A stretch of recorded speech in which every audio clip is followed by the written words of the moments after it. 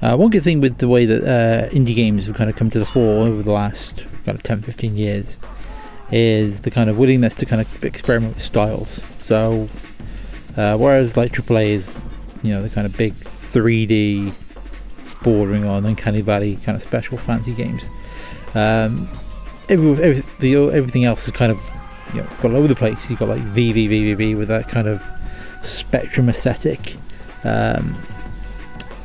Super Meat Boy, that kind of 16-bit aesthetic. Even the games kind of looking back at like PS1 era kind of 3D. It's all you know, up there for whatever kind of game you want. One other example has been Nidhogg, at least the first Nidhogg, which again kind of invokes that kind of black screen, chunky sprites look of like Commodore 64, Spectrum, early PC stuff, but wraps it up in this kind of really good multiplayer fighting game, where you kind of get swords and you basically have to get to the side of the screen, and then you kind of keep running to that side of the screen until you get to the end of the giant worm eats you. But that the kind of granularity of the combat, like you can kind of set your sword at different heights, you can throw your sword, you can deflect a sword, throw it, drop a roll on the ground, pick a new sword. It's all just like really simple, but there's so much depth to it that, you know, a game can last, you know, a couple of minutes between new people, but like half an hour when you get good at it.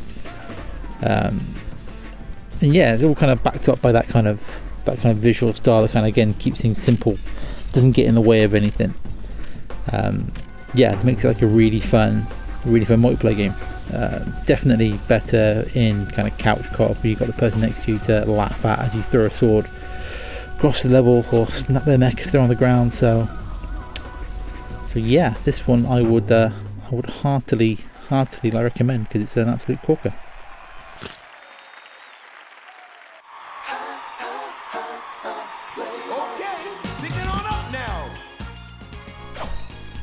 The PlayStation period, the PlayStation 1 period, was kind of known for lots of experimentation. I mean, every kind of era kind of has their experimental stuff, but the kind of sheer breadth of the PlayStation library meant that there was loads of different games that you could do. So, you know, you have things like Vib Ribbon and, you know, is it Point Blank, the kind of dash shooting games, all kinds of weird stuff, and also new genres. So one of the kind of genres that kind of exploded out of it was the rhythm action, which you have here in Buster Groove. This was like a dance-off game where you kind of got to dance better than the person on screen.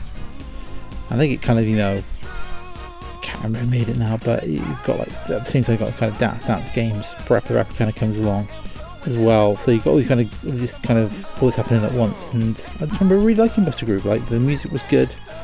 Going back to it's a bit tricky because it's kind of, the controls are a bit different from how you would expect the kind of game to work now in this kind of post Guitar Hero era. But yeah, at the time I was a big fan of it. I say the aesthetic was quite good at the time. Not quite as cool as something like Jet Set Radio, but it was still good, still fun to play. So it's still a good one.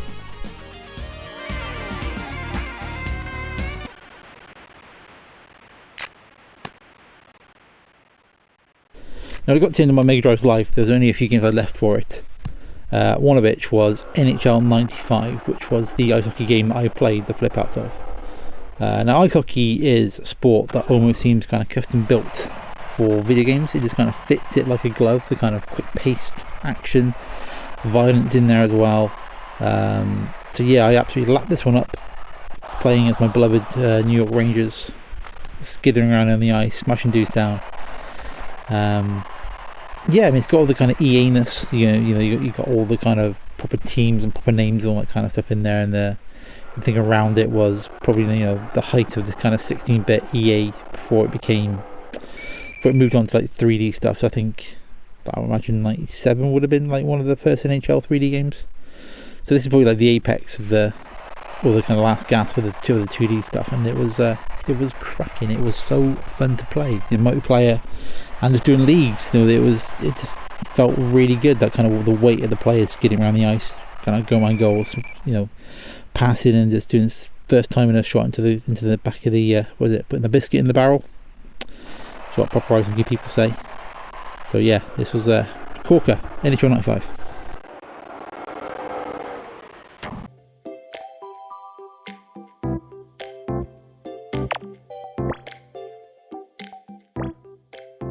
Now Picross, oof, it's one of my proper gaming addictions, and you could probably put pretty much any kind of Picross game you fancy. I think this is the one we've got on the screen is Picross. Is it S? I can't even remember now. The first one for the Switch, but there's like 2 others since then. And I mean, Jesus, there's on the 3DS there was Picross E1 to 7, I think there was, and there was Zelda Picross, and there's been a Pokemon Picross, and yeah, it's just a game I find really relaxing to play. You just very simple. You've got kind of a grid, and at the top you've got the kind of numbers that tell you where squares are filled in along that line. So your job is to kind of fill that line in by kind of using other lines to help you. So if there's like bits where they cross over, then you know that's got a number. I can't explain it. It's a game you're going to go through. Once you go through the tutorial, fine, but trying to explain it in words is really tricky. But yeah, it's just compelling, making up those little pictures. It's just a hoot. Mega Picross though can go right in the sea. I just can't get my head around that, but that's only a small part of the game. Main bit of it is just Picrossing as best you can to make up daft pictures of things. So yeah, like this one. Anyone really, even back to the Game Boy, they're all good. It's Picross.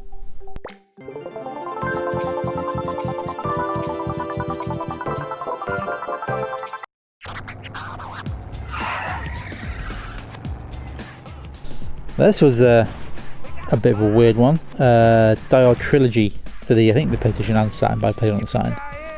I think there've been game versions of Dial before, but not no kind of big versions of it. So I guess making a trilogy of the games made sense. Who knows? But you kind of get a package of three games in this one. So you get like third-person shooter, or a very early third-person shooter. With Die Hard, and then Die Hard 2 was like a light gun game, and Die Hard 3 took its inspiration from the taxi car chase scenes from Die with a Vengeance, and put you in a car. And this is the one where it's on the list. Like the first two, the first one was janky as anything to play because it's kind of hobbled by being in an era before 3D over the person 3D shooters. Sorry, and over the shoulder third-person shooters were kind of codified by Resident Evil 4. So after that, they were kind of a valid genre. Before that, they were always a bit tricky to play. I guess kind of loaded games and those sorts of things. But yeah, so this one was not fun. Die Hard 2, light gun game was alright, but nothing special. But the third one was just daft because you get like I don't want to say recreation in New York because it's not that exact, but you're in New York, you're in a taxi, and there's bombs in a complete disregard for the part of the film, and you've got to drive there fast you can and drive into the bomb to make it blow up before it blows up and kills everybody. But it's just the kind of flagrant disregard for life that you as John McClane has in the taxi, because you're kind of bombing down these streets and mowing people down, with the windscreen wipers kicking on to get the blood off the windscreen. It's nuts. It makes no sense because the only person that he aims for in the film is a mime. We all know this. But it was just a daft fun game, just kind of bombing around this kind of crappy recreation in New York with terrible Sega Saturn graphics, trying to get bombs as quickly as you can. So whilst it's probably not one that's aged well, it was still fond memories, and it's still fun to play. Not the first two, but that second one, once you're going to get your head around the controls, yeah, well worth the time. Looks like we've got Mr. Iwata both here on stage and in the game. Now there was a period where, before it actually came out, that everybody was laughing about the Wii because its name sounded like urine or something. Everybody mocked it. Everybody kind of poo-pooed it, and then it kind of came out and became the biggest console ever, or one of the biggest consoles ever. Was it before the PS4? I can't remember now. But over 100 million sales. It's got to be something like that. And everybody had a copy of Wii Sports in the house. My parents bought a copy of Wii Sports. I think people's grandparents had a copy of it so they could do some of the bowling or the tennis. And yeah, it was it wasn't a game you could really kind of sit down and play by yourself. It was the archetypal party game, but it was like the party game done right in a way that kind of defined the console for the rest of its life. Which is kind of why when I trying to get the footage for this, because A, I haven't got a Wii anymore, and B, trying to emulate it's a pain in the ass. I just picked the E3 thing when it was demoed, to kind of see the idiots on stage trying to play tennis, including, you know, Shigeru Miyamoto, because this is what people laughed at, but this is what made that game as special as it was. That kind of communal aspect of you all kind of stood in the room, you know, believing that you can put backspin on the ball to kind of beat your cousin at tennis. It was brilliant, and it kind of created a communal atmosphere that very few games before that did for that many people.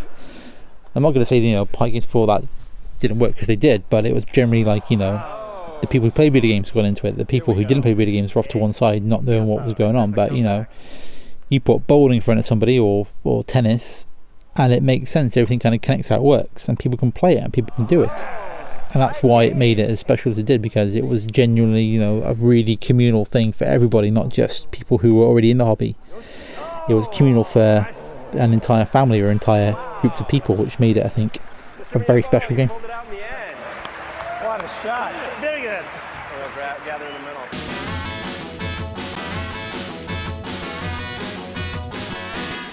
Micro Machines 96 was also a game that lasted until the end of my Mega Drive life. Again, just kind of, you know, bumming around the tracks was good fun. And this version, Turbo Tournament 96, had a track builder in it as well, so you could kind of make your own tracks, which was also good fun as well. So in the sort of things that you, you know, playing for back with your pals, and of course still had the kind of multiplayer, which I think, because it was like a jerry-rigged cart, not jerry-rigged, it was like a custom cart, so I had like 2 controller ports in it, so you could have 8 people playing on the same console, which I think I did at a couple of sleepovers, which was nuts. And again, this is probably the kind of peak 2D version of this game. I think it's one of those that didn't really survive the switch to 3D graphics. It just kind of, I don't know, lost something in that kind of switch over. That kind of top-down 2D view was kind of perfect for the gameplay that it needed. The kind of, you know, trying to accelerate ahead of everybody and get into the screen and win sort of stuff. So yeah, Micro Machines was an absolute hoot that I remember very fondly.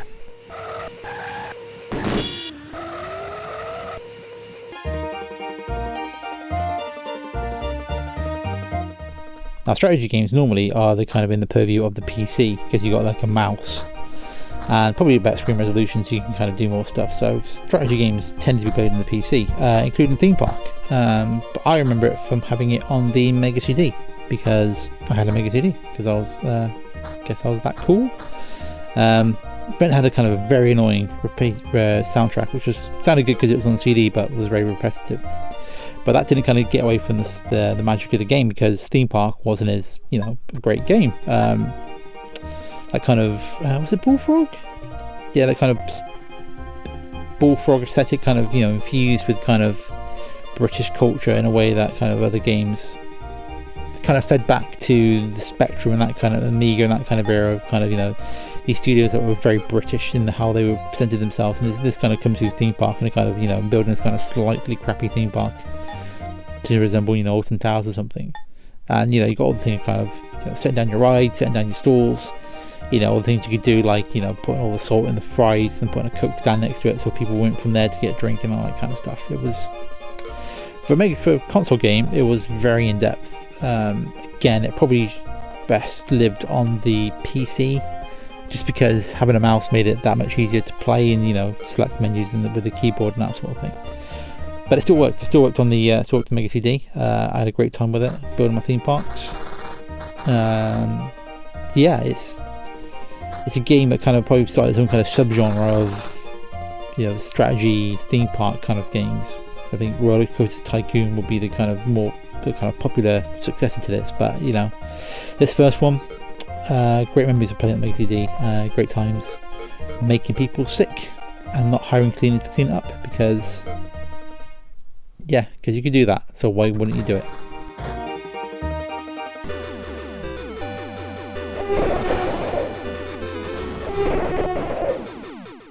Right, back to the arcades now with a game from the very early 80s, Star Wars in the arcade. Not the Sega one, not the Sega arcade game, no, we're talking about the original Vector Graphics Star Wars. Specifically the kind of sit-down cab where you get the joystick and go in there, because as a small child growing up in the 80s, I was born in 1980, Star Wars was huge. We had Empire Strikes Back, and then Return of the Jedi came out in 83, so when I was 4, 5, 6, Star Wars was everywhere. And so seeing this arcade machine, which you look at it now and those graphics, they're vector, they're very simple, very basic, but as a 4 or 5 year old kind of climbing into that cabinet and being surrounded by that screen, because when you're young the screen would seem huge, and having the music playing around and the sound clips from the film, it's the kind of thing that would just stamp itself onto your memory. So that's what this game did to me. I mean, it's a very simple game. It's just like kind of a loop. You kind of go through, destroy the Death Star, then go around again, destroy it again until you fall over. It's very much that kind of early period game design where it's not about completing it necessarily. It's about how many times can you play it to get a high score, which is fine. It's that era, but just being able to be Luke Skywalker for that little period in that kind of dark box with that kind of blinding light screen in front of you was just it's an experience that I don't think you can replicate these days, because the arcade isn't there. Well, maybe you could, I don't know. That's kind of nostalgia talking, wrote into glasses and all that, but being able to be a child and sit in that cabinet and enjoy that game, I think is, I'm very privileged to have been able to experience that. So that's the reason why it's got to get onto this list. I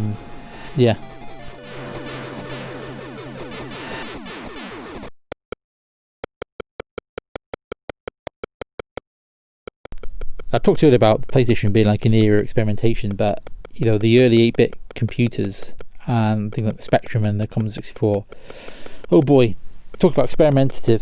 There you go, experimental period. That was one where people were just kind of making anything, literally, because there were no fixed rules as to what games were. There wasn't like platformers and driving games. There was, people could just make anything that they wanted to, because making a game, you could do it by yourself mostly, and B, it was a lot cheaper. So like I say, one person, check out some tapes, boom, you just made a game. One here that I remember just being so experimental was the Back to School, which is a sequel to School Days. Well, right, yeah, because it's Back to School, isn't it? Yeah, Confil. We were a boy at school, and you just kind of wandered around the school. There's nominal tasks about finding stuff. I think you got to kind of get your score report out or something. I can't remember. I don't think I even got the first step of the actual what you're supposed to do in the game. I was just running around writing rude words on the blackboards, because you could do that, because it's just like this kind of weird sandbox where everyone's kind of going about the day. Teachers kind of going about their days. Other people's going about their day. There's like a whole other girls' school across the road where they're all kind of doing stuff, and you just kind of mess around with these systems and just kind of wander around, shooting things at people, like catapults people. Because the aesthetic is very much that kind of I grew up in the 80s, so like a lot of culture was still kind of held over from the 70s. You kind of get the Beano and stuff where teachers were still wearing like black cloaks and mortarboards and things, which didn't happen at all, but that was just how it was kind of presented in kind of kids culture, in like the Bath Street Kids and, like say, Dandy and the Beano and those kind of things. And that's very much what you got here. Teachers kind of walking around black cloaks, throwing chalk at people and stuff, which wasn't necessarily the school environment that I was in at the time, but that was just how this was presented to me, which makes me kind of weirdly nostalgic for an era that wasn't even mine. But anyways, so the game is absurdly ambitious for what it was trying to do.